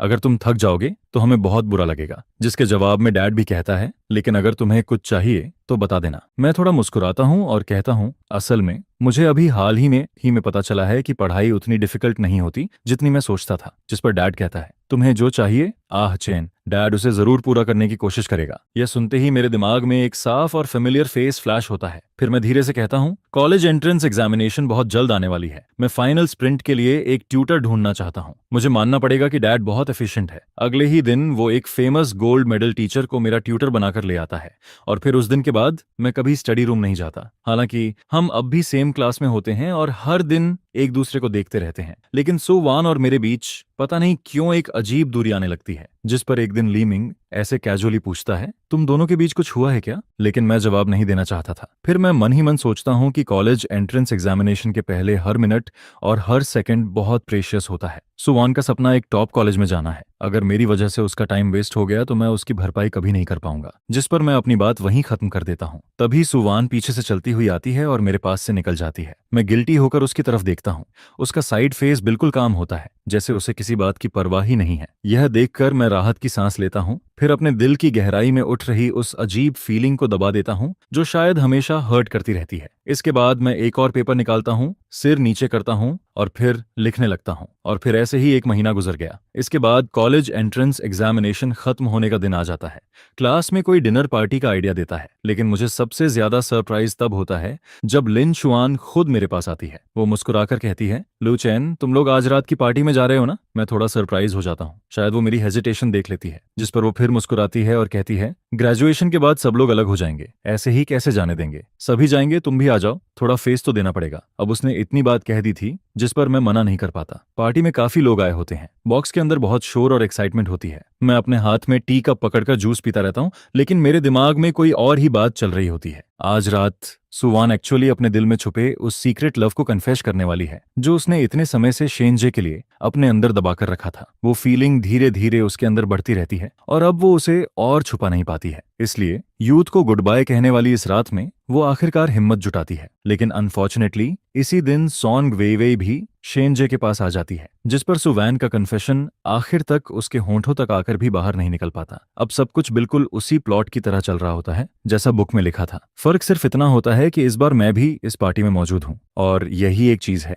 जिसके बारे में मुझे नहीं पता कि इसका आगे क्या इम्पैक्ट पड़ेगा। इसके बाद खाना लगभग खत्म हो जाता है। तभी कोई गेम खेलने का सजेशन देता है। गेम का नाम होता है रिकॉग्नाइज ड्यूपिंग, जिस पर बॉटल जिस इंसान की तरफ पॉइंट करेगी उसे एक क्वेश्चन का आंसर देना होगा और आंसर बिल्कुल ट्रुथ होना चाहिए। यह सुनकर सब लोग और भी एक्साइटेड हो जाते हैं, लेकिन सबसे पहला नंबर सुवान का आता है, जिस पर कोई उससे पूछता है, श्यावान, क्या तुम्हें कोई पसंद है? ये सवाल सुनते ही पूरा बॉक्स शोर से भर जाता है। स्कूल में बहुत लोग सुवान को पसंद करते हैं, लेकिन सुवान किसे पसंद करती है यह कोई नहीं जानता। और मैं भी अनजाने में सामने बैठी सुवान की तरफ देखने लगता हूँ, लेकिन तभी मुझे एहसास होता है कि मैं ठीक उसकी सामने बैठा हूँ, जिस पर मैं तुरंत अपनी नजरें हटा लेता हूँ और दिखाने लगता हूँ कि मैं मोबाइल देख रहा हूँ। और तभी मुझे सुवान की आवाज सुनाई देती है। पूरा बॉक्स एकदम से शांत हो जाता है और अगले ही पल वहां फिर से शोर मचने लगता है। कौन है? क्या वो हमारे स्कूल का है? जल्दी बताओ, तुम लोग साथ हो क्या? मेरा दिल जोर से धड़कने लगता है, जिस पर सुवान धीरे से कहती है, हाँ। वो सच में हाँ कह देती है, लेकिन बुक में तो लिखा था कि उसने कभी शेनजे को कन्फेस नहीं किया था। यह बात कहने के बाद सुवान की गॉसिप के बारे में पूछने का चांस वैसे भी बहुत कम मिलता है, जिस पर ऑब्वियसली कोई भी यह मौका छोड़ना नहीं चाहता। इसलिए लगभग सभी लोग फिर से बात को सुवान की तरफ मोड़ने में लग जाते हैं, जिस पर बॉटल घुमाने की बारी मेरी आती है। लुचेन, तुम्हारी बारी है। मैं कई बार बचने की कोशिश करता हूँ, लेकिन आखिर में बॉटल घुमाने का टास्क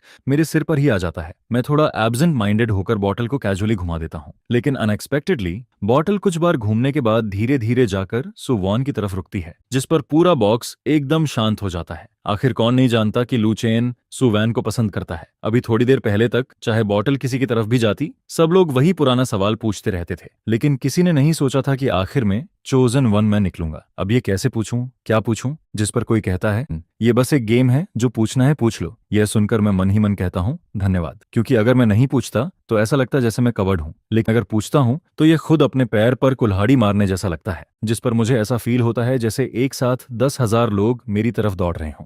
लेकिन बाहर से मेरा फेस अभी भी बिल्कुल काम रहता है। मैं आलस से पीछे टिकता हूँ। फिर मैं कहता हूँ, ठीक है सुवान, मैं तुमसे पूछता हूँ, क्या जिसे तुम पसंद करती हो वो यहीं मौजूद है? ये कहते ही मैं मन ही मन खुद को थम्स अप देता हूँ। सुनने में कितना स्मार्ट क्वेश्चन लगता है। इस बॉक्स में 10 से ज्यादा लोग बैठे हैं, लड़के भी हैं, लड़कियां भी हैं। सुवान जो भी आंसर दे उससे कोई डायरेक्टली कुछ समझ नहीं पाएगा। जब तक वो खुद शेंजे का नाम नहीं लेती तब तक कोई भी यह नहीं जान पाएगा कि वो किसे पसंद करती है। किसी ने उम्मीद नहीं की थी कि मैं ऐसा सवाल पूछूंगा, लेकिन 3 सेकंड्स बाद सब लोग फिर से समझ जाते हैं कि मैंने क्या पूछा है, जिस पर पूरा माहौल फिर से एक्साइटेड हो जाता है। सभी लोग गॉसिप मोड में सुवैन की तरफ देखने लगते हैं। मैं नोटिस करता हूं कि मेरे बगल में बैठा लीमिंग अपने हाथ में पकड़ा कप धीरे से कसकर पकड़ लेता है। साफ दिख रहा होता है कि वो आंसर का इंतजार करते हुए नर्वस हो रहा है, लेकिन पूरे रूम में शायद सबसे काम इंसान मैं ही होता हूँ। आखिर मुझे पहले से पता है कि सही आंसर क्या है। असल में यहाँ एक और इंसान है जो बाकी सबसे अलग है, शेंज। वो नीचे अपने फोन की तरफ देख रहा होता है। उसका ज्यादातर ध्यान वहीं होता है। वो बस सॉन्ग वेई वेई का इंतजार कर रहा होता है, जिस पर मैं चुपचाप एक लंबी सांस लेता हूँ। मेरी बेटी की किस्मत शायद बहुत पहले ही लिखी जा चुकी थी। शेंजे कभी भी सुवान का नहीं होने वाला था। उसका प्यार आखिर में बस एक ऐसा सीक्रेट बनकर रह जाता जो कभी रोशनी नहीं देख पाता। थोड़ी देर की चुप्पी के बाद कोई अचानक एक्साइटमेंट में बोल पड़ता है, कौन है? मैं जा रहा मेरा हूँ। शियावान क्या यहीं कन्फेस करने वाली है? यह सुनकर मेरा दिल हल्का सा हिल जाता है। मैं उसकी तरफ देखता हूँ, लेकिन फिर नोटिस करता हूँ कि सुवान शेंजे की तरफ देख रही है। उसकी आंखें बिल्कुल काम और फोकस्ड होती हैं, और उस पल मैं खुद भी नहीं समझ पाता कि मैं क्या फील कर रहा हूँ। जबकि मुझे पहले से आंसर पता होता है, फिर भी उस वक्त मेरे सीने में अजीब सा दबाव महसूस होने लगता है। आखिर ये लड़की इतनी स्टबर्न क्यों है? मैंने उसे पहले ही कह दिया था कि शेंजे को पसंद मत करो, फिर भी वो अभी तक उसी में लगी हुई क्यों है? तभी मेरा मोबाइल वाइब्रेट करता है। मैं नीचे देखता हूँ तो जो हाव का मैसेज होता है। उन्हें पता था कि मैं क्लास के साथ डिनर पर गया हूँ। उसने लिखा होता है, हमने बोला था कि थोड़ा लेट होगा, उसके बाद मिलते हैं। मैं रिप्लाई करता हूँ, सॉरी, मेरे दोस्त अभी भी मेरा वेट कर रहे हैं, मैं पहले निकलता हूँ। आज का डिनर मेरी तरफ से, तुम लोग एंजॉय करो। यह कहने के बाद मैं दोबारा सुवान की तरफ नहीं देखता। मैं उठता हूँ और बॉक्स से बाहर निकल जाता हूँ। जो हाव और बाकी लोगों ने बारबेक्यू स्टॉल चुना होता है। वैसे भी मैंने वहां पहले कुछ खास खाया नहीं था। मुझे लगा था कि यहाँ आकर शायद मूड थोड़ा बेटर हो जाएगा, लेकिन मुझे उम्मीद नहीं थी कि यहाँ आने के बाद भी मेरा एपेटाइट बिल्कुल नहीं होगा। मैं लगातार 3 बॉटल्स बियर की पी जाता हूँ, जिस पर जो हाव मुझे देखकर कहता है, ब्रोदर चेन, आज तो कॉलेज एंट्रेंस एग्जामिनेशन खत्म हुई है, हमारे लिए इतना बड़ा दिन है, फिर भी तुम इतने अपसेट क्यों लग रहे हो? मैं उसकी तरफ देखता हूँ। सच में उसके लिए भी मुश्किल होता है। एक हाथ में लैम्प स्क्यूअर पकड़कर खाने वाला इंसान भी मेरे बारे में सोचने का टाइम निकाल लेता है। फिर वो हंसते हुए कहता है, कम ऑन ब्रदर चेन, अब तो ऑफिशियली हमारे ग्रुप का हिस्सा है, real college entrance examination candidate. जिस पर दूसरा लड़का कहता है, पिछले कुछ महीनों में ब्रदर चेन ने कितना वेट लूज कर लिया है। फिर कोई और बोलता है, और तुम लोग सुबह सुबह स्टॉल पर ब्लैक स्टूडेंट्स की तरह खाते रहे और 10-10 पाउंड बढ़ा लिए। जिस पर जो हाओ कहता है, मैंने ये सब ब्रदर चेन के लिए ऑर्डर किया है, चाहे वो फ्री में जाए मुझे फर्क नहीं पड़ता, वैसे भी वो खा तो नहीं रहा। मैं धीरे से कहता हूँ, कुछ नहीं, शायद कॉलेज एंट्रेंस एग्जामिनेशन खत्म होने के बाद दिल थोड़ा खाली खाली लग रहा है। जिस पर जो हाओ तुरंत कहता है, ब्रदर चेन, चलो बिलियर्ड्स खेलने चलते हैं, तुमने बहुत टाइम से नहीं खेला।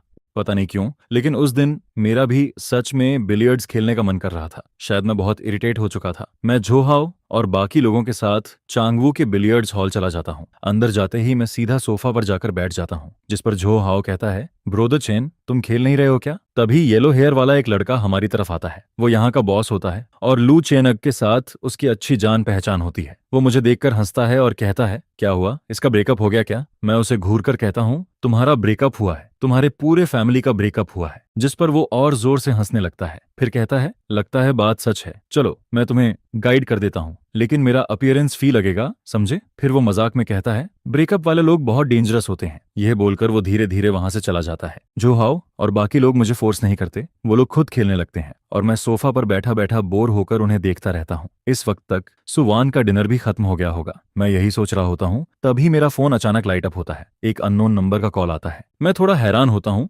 लेकिन फिर भी उठा लेता हूँ। दूसरी तरफ कुछ देर तक बिल्कुल शांति होती है। उधर जो हाओ चिल्लाता है, वाह ब्रदर चेन, जैसा एक्सपेक्टेड था, कॉल भी खुद आ गया। मैं इरिटेट होकर कहता हूँ, क्या चिल्ला रहे हो? जिस पर बाकी लोग भी हंसने लगते हैं। उनकी आवाज थोड़ी धीमी हो जाती है, लेकिन फिर भी पीछे से नॉइज आती रहती है। मैं 2 कदम चलकर एक कॉर्नर में आ जाता हूँ। तभी फोन के दूसरी तरफ से एक ठंडी आवाज आती है, लुचेन, तुम्हारी एक चीज गिर गई थी। मैं एकदम रुक जाता हूँ। सुवान, ये उसका ही फोन होता है, उसने खुद मुझे कॉल किया था। मैं जल्दी से अपनी जेबें चेक करता हूँ। फिर अचानक मुझे एहसास होता है, ओह नो, मेरा वॉलेट। मैं तुरंत कहता हूँ, सॉरी, मुझे अभी पता चला, मेरा वॉलेट तुम्हारे पास है क्या? तुम कहाँ हो? मैं अभी लेने आता हूँ। जिस पर वो कहती है, मैं अभी भी उसी होटल में हूँ, मैं यहीं वेट कर रही हूँ। उस दिन सच में मैं अपना सब कुछ वहीं भूल गया था। मैं झोहाओ और बाकी लोगों को समझाता हूँ, वो लोग मेरे साथ चलने की जिद करते हैं, लेकिन मैं कहता हूँ नहीं, बस वॉलेट लेना है, वैसे भी बहुत लेट हो गया है। उसके बाद मैं सीधा घर चला जाऊंगा, तुम लोग खेलो। फिर मैं टैक्सी लेकर होटल की तरफ चला जाता हूँ। दूर से ही मुझे एक पतली सी फिगर रोड के किनारे खड़ी दिखती है। वो सुवान होती है। जब वो मुड़कर देखती है तो रात की नियॉन लाइट उसके चेहरे पर एक हल्की वार्म रोशनी डालती है।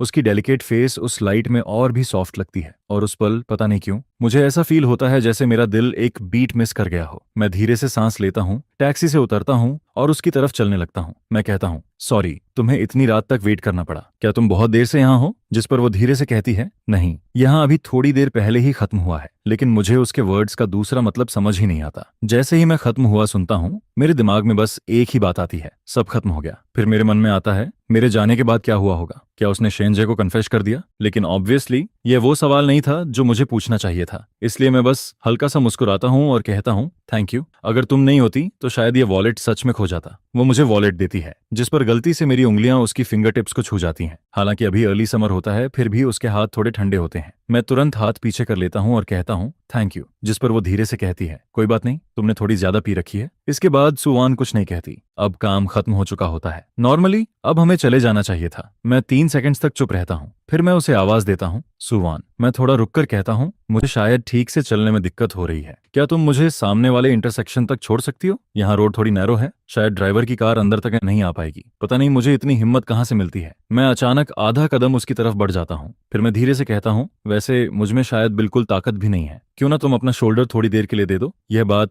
लू चेन कभी नहीं कहता, लेकिन उस वक्त मैंने खुद को चुपचाप समझाया कि यह ठीक है। जिस पर सुवान आधा कदम पीछे हटती है और एक पल के लिए मेरे दिल में हल्की सी डिसअपॉइंटमेंट आती है, लेकिन अगले ही पल मैं उसे पीछे छोड़ देता हूँ। वो धीरे से कहती है, चलो, और रात की हवा हमारे चारों तरफ बहने लगती है। रात की हवा थोड़ी गर्म थी, लेकिन यह हवा भी शायद मेरे चेहरे जितनी गर्म नहीं थी, और मुझे खुद समझ नहीं आ रहा था कि बात यहाँ तक कैसे पहुंच गई। सुवान ने सच में मेरी इतनी अनरीजनेबल रिक्वेस्ट मान ली थी। मैं उसके मुलायम काले बालों को देखता हूँ, उसके इतने करीब होकर उसके शरीर की हल्की वार्मथ और वो स्वीट सी खुशबू मुझे और ज्यादा नर्वस कर देती है। मेरा दिल जैसे पूरी तरह कंट्रोल से बाहर होने लगता है। वो सच में बहुत पतली थी और मुझे बार बार यही फील होता है कि कहीं मेरा हाथ उसके शोल्डर पर ज्यादा भारी तो नहीं लग रहा। वक्त जैसे बहुत धीरे चलने लगता है, जैसे पिघली हुई चॉकलेट जो धीरे धीरे खिंचती रहती है और किसी इंसान के चारों तरफ हल्के से लिपट जाती है। लेकिन अगले ही पल इंटरसेक्शन सामने आ जाता है। मैं आगे से आती कार्स की आवाज सुन सकता हूँ, जिस पर मैं हल्का सा उसकी तरफ झुकता हूँ। सुवान,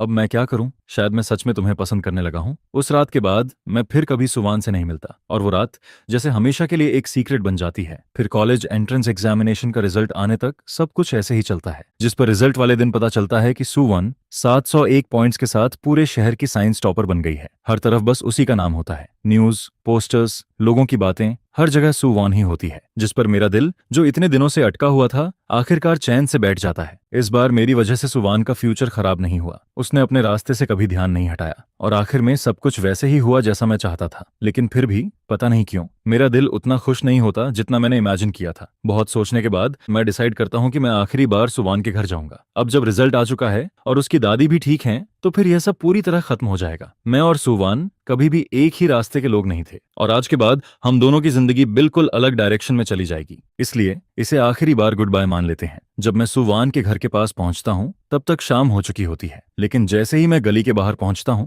मैं देखता हूं कि कुछ लोग सुवान को घेर कर खड़े हैं, जिस पर उनमें से एक औरत कहती है, शवान, सच में सोचा नहीं था कि तुमने एग्जाम इतना अच्छा कर लिया। हमारे पुराने सू फैमिली का नाम रोशन कर दिया तुमने। फिर दूसरी औरत हंसते हुए कहती है, मैंने पहले ही कहा था यह लड़की आगे चलकर बहुत पैसा कमाएगी। देख लो, अब सब सही साबित हो गया। इसके बाद एक आदमी कहता है, शवान, तुमने इस बार इतने अच्छे मार्क्स लाए हैं, स्कॉलरशिप भी बहुत मिली होगी। तुम्हारे कजन की शादी होने वाली है और घर में पैसे की कमी है। क्यों ना तुम थोड़ा पैसा पहले हमें दे दो? चिंता मत करो, बाद में लौटा देंगे। सुवैन के पेरेंट्स बहुत पहले ही गुजर चुके थे और उसके घर वाले हमेशा उसे एक बोझ समझते थे, इसलिए उन्होंने उससे बहुत पहले रिश्ता तोड़ लिया था। लेकिन जब सुवान आगे जाकर सक्सेसफुल होने लगी, तब यही लोग वापस उसके पास आने लगे और उसे बार बार परेशान करने लगे। लेकिन उस वक्त मैं पहली बार सच में समझता हूँ कि एक लड़की होने के नाते सुवान ने कितनी तकलीफें झेली होंगी। उसकी जिंदगी कभी भी आसान नहीं रही थी। सुवैन मेरी तरफ पीठ करके खड़ी होती है। मैं उसका चेहरा नहीं देख पाता। फिर वो धीरे से कहती है, मेरे पास पैसे नहीं है। यह सुनते ही उन लोगों का चेहरा बदल जाता है। जिस पर एक औरत तेज आवाज में कहती है, तुम कहती हो तुम्हारे पास पैसे नहीं है, कौन मानेगा? शियावान, हम लोगों ने तुम्हें बड़ा किया है, अब तुम ऊपर पहुंच गई हो तो हमें पहचानती तक नहीं हो। लेकिन सुवान उन्हें इग्नोर करती रहती है। तभी उनमें से एक आदमी, जो लगभग 25-26 साल का लगता है,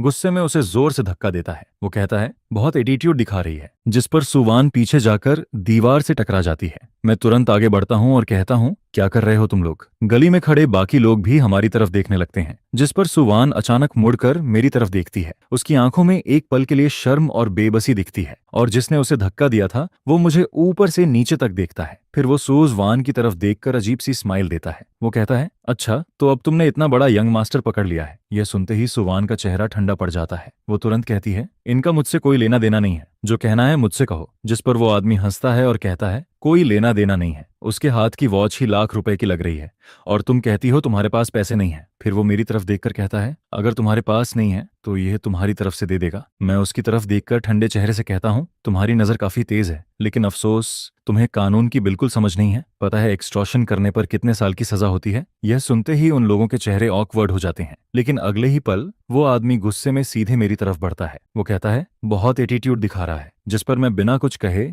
सीधा उसके पेट में लात मार देता हूं। मुझे खुद उम्मीद नहीं थी कि इस दुनिया में आने के बाद पहली बार मैं किसी पर हाथ उठाऊंगा। मुझे परेशानी पसंद नहीं है, लेकिन मैं परेशानी से डरता भी नहीं हूं। शुरू में वो लोग भी जवाब देने की कोशिश करते हैं, लेकिन कुछ देर बाद उनमें सिर्फ मार खाने की हिम्मत बचती है। तभी मैं देखता हूं कि वही आदमी जिसने पहले सुवान को धक्का दिया था, फिर से उसका सिर दीवार पर मारने की कोशिश करता है। जिस पर सुवान अचानक जोर से कहती है, मत मारो। मैं तुरंत रुक जाता हूं, और तभी बाहर से भागते हुए कई लोगों के कदमों की आवाज आती है। अगले ही पल जो हाओ अपने कुछ दोस्तों के साथ अंदर आ जाता है। वो जोर से कहता है, ब्रदर चेन, किसने तुम्हें छेड़ा? जब मैंने गली के बाहर कुछ गड़बड़ नोटिस की थी, तभी मैंने झो हाओ को कॉल करके लोगों के साथ आने को कहा था, और तभी सुवान धीरे से मेरी स्लीव पकड़ लेती है, जैसे वो कांप रही हो। मुझे डर था कि मैं फिर से लड़ना शुरू कर दूंगा, जिस पर मैं खुद को शांत करता हूं और उन लोगों को अच्छे से ग्रीट करता हूं। यह बात वहीं छोड़ देता हूं और झो हाओ के ग्रुप की गॉसिप को इग्नोर कर देता हूं। क्यूरियस नजरों के बीच मैं सीधे सुवैन को वहां से खींच कर ले जाता हूं, और काफी दूर आने के बाद मुझे एहसास होता है कि वह चुपचाप ऐसे ही मेरे पीछे चलती आ रही है, जैसे उसके सीने में कुछ जोर से उथल पुथल कर रहा हो। जिस पर मैं पीछे मुड़ता हूं और आखिरकार खुद को रोक नहीं पाता। तुम्हें पता है कि तुम जल्द ही कॉलेज जाने वाली हो। यह कहते वक्त मुझे एहसास होता है कि मेरी आवाज हल्का सा कांप रही है, और उसमें ऐसा गुस्सा भरा है जिसकी उम्मीद मुझे खुद से भी नहीं थी, और शायद डर भी कि वह ऐसा कैसे कर सकती है। उसने बड़ी मुश्किल से एंट्रेंस एग्जाम सरवाइव किया था, और अब जाकर उसकी जिंदगी का नया स्टेज शुरू होने वाला था। अगर उसके साथ कुछ ऐसा हो जाता जिसे ठीक नहीं किया जा सकता, तो उसकी पूरी जिंदगी बर्बाद हो जाती। तुम्हें इससे क्या मतलब कि मैंने एग्जाम अच्छा दिया या नहीं? अगर तुम कॉलेज नहीं जा पाती तो क्या तुम्हें मेरी फिक्र है? कोर्स मुझे फिक्र है। जिसके जवाब में वह कहती है, आखिर असिस्टेंट युआन, तुम लू चेन की वजह से डिले हुए थे। लेकिन मैं यह बात कैसे कहता? जिस पर मैं गहरी सांस लेता हूं। ऑन अन आसिफ कोर्स, तुम सब साइंस टॉपर्स हो। जैसे भी हो, हम क्लासमेट्स हैं, और आगे मैं भी तुम लोगों के साथ रहूंगा। फ्यूचर में मुझे भी तुम पर डिपेंड करना पड़ेगा। लायर, क्या? जिस पर सुवान अपनी पॉकेट से कुछ निकालती है और मेरे हाथ में रख देती है। वह एक बैंक कार्ड होती है। पहले तुमने मेरी ग्रैंडमदर के लिए जो हॉस्पिटल फी दी थी, सब इसमें है। मैंने कहा था कि मैं तुम्हें जितनी जल्दी हो सके पैसे वापस कर दूंगी, और मैंने वही किया। यह सुनकर मेरे सीने में जैसे कुछ कसकर दबने लगता है। उसने कहा था कि उसके पास पैसे नहीं है, यानी उसने अपनी सारी स्कॉलरशिप के पैसे मुझे वापस कर दिए। वह सच में कभी किसी का एहसान नहीं रखती, हर चीज का हिसाब साफ रखती है। इसके बाद वह मुड़कर जाने लगती है, जिस पर मैं गुस्से में हंस पड़ता हूँ। सुवान, तुम्हें पता है ना, यह पैसे मेरे लिए कुछ भी नहीं है।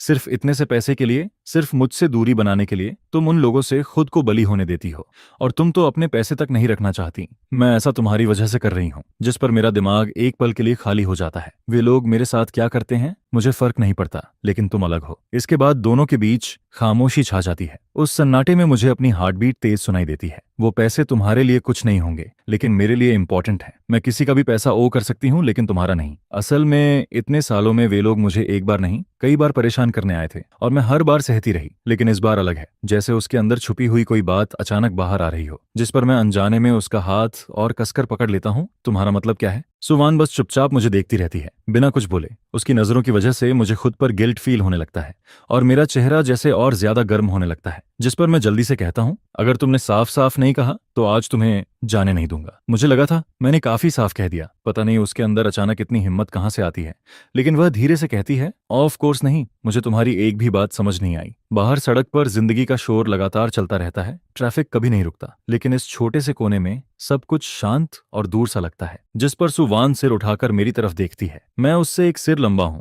लेकिन इस वक्त मुझे यह बिल्कुल पसंद नहीं आता, क्योंकि साफ दिख रहा है कि मुझ में कॉन्फिडेंस कम है। और तभी जब मैं अभी भी स्ट्रगल कर रहा होता हूं, वह आखिरकार बोलती है, मुझे तुम पसंद हो। यह सुनते ही जैसे दुनिया की सारी आवाजें गायब हो जाती हैं। सिर्फ उसकी धीमी आवाज और उसकी गर्म सांसें रह जाती हैं, जो मेरी सारी सेंसेस को भर देती हैं। अब समझ आया। जिस पर मैं होश में आता हूं और उसकी आंखों में खुद को डूबता हुआ पाता हूं। शाम की बची हुई हवा मेरे चेहरे को छूती रहती है और उसके साथ शहर की गर्मी भी। सुवान, यह तुमने खुद कहा है। जिस पर मैं उसका चेहरा पकड़ता हूं और अपनी तेज हार्ट बीट के बीच धीरे धीरे उसकी तरफ झुकता हूं। तभी पास में जैसे कुछ हलचल होती है। मैं मुड़कर देखने ही वाला होता हूं, लेकिन सुवान मेरा कंधा पकड़ लेती है। फिर वह दोबारा सिर उठाती है और मुझे वहीं रोक देती है। उसकी गर्म सांसें और करीब आने लगती हैं और उसकी ब्रीदिंग धीरे धीरे तेज होती जाती है। अभी वो कौन थे जिन्हें तुमने बुलाया था? क्या उन्होंने सब देख लिया? कोई बात नहीं, वे जा चुके हैं। नहीं, तुम्हारा फोकस कुछ ज्यादा ही गलत है। रुको, अभी सबसे इंपॉर्टेंट सवाल तो मैंने पूछा ही नहीं। सुवान, क्या तुम्हें शेनजे पसंद है? सुवान एक पल के लिए रुकती है, जैसे उसे हंसी आ रही हो। तुम आखिर हमेशा ऐसा क्यों सोचते हो कि मुझे वो पसंद है? मैंने गेस किया था। हाँ, कॉलेज एंट्रेंस एग्जाम वाली रात डिनर के समय तुम उसे लगातार देख रहे थे, क्योंकि तुम लगातार उसे देख रही थी। और उसी दिन मैं तुम्हें यह बताना चाहता था, लेकिन तुम बाकी लोगों के साथ ज्यादा खुश लग रही थी। जिस पर मैंने सोचा,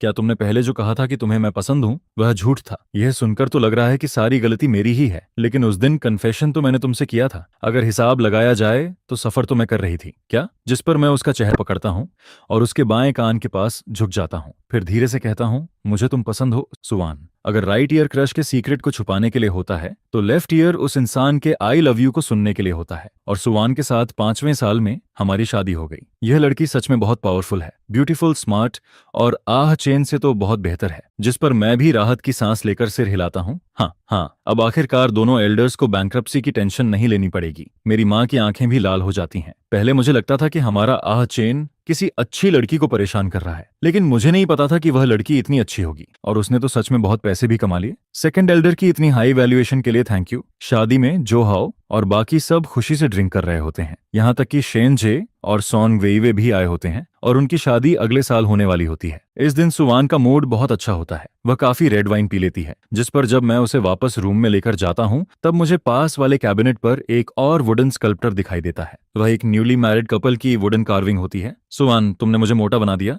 जिस पर सुवान पीछे से मुझे गले लगा लेती है। सच में, देखो ना, ये वही है जिसे तुमने कॉलेज एंट्रेंस एग्जाम के अगले दिन चुपके से मेरे बैग में रखा था। उस वक्त मैं कितनी पतली थी। वह हैंडसम वुडन कार्विंग बहुत छोटी और खूबसूरत होती है, सिर्फ आधी हथेली जितनी। और उसमें एक लड़की कार में बैठी होती है, जो कार की विंडो से बाहर झांक रही होती है। हवा उसके काले बालों को उड़ा रही होती है और उसके चेहरे पर ब्राइट स्माइल होती है। सुवैन के साथ ऑफिशियली होने के बाद ही मुझे पता चलता है कि उसका कन्फेशन मेरे कन्फेशन से भी पहले का था। लेकिन वो वॉलेट, जिसे मैं घर आते ही कैबिनेट में फेंक देता हूँ, उसके अंदर छुपा वह सीक्रेट मैं कभी नहीं ढूंढ पाया। जिस पर मैं उसे और कसकर अपनी तरफ खींच लेता हूँ। सुवान, अगर उस दिन मैं तुम्हारी तरफ वापस मुड़कर नहीं आता, तो क्या हमारे बीच का एंडिंग आज से अलग होता? नहीं। जिस पर सुवान सिर उठाकर मेरी तरफ देखती है। मेरा एंडिंग कभी भी अलग नहीं होता।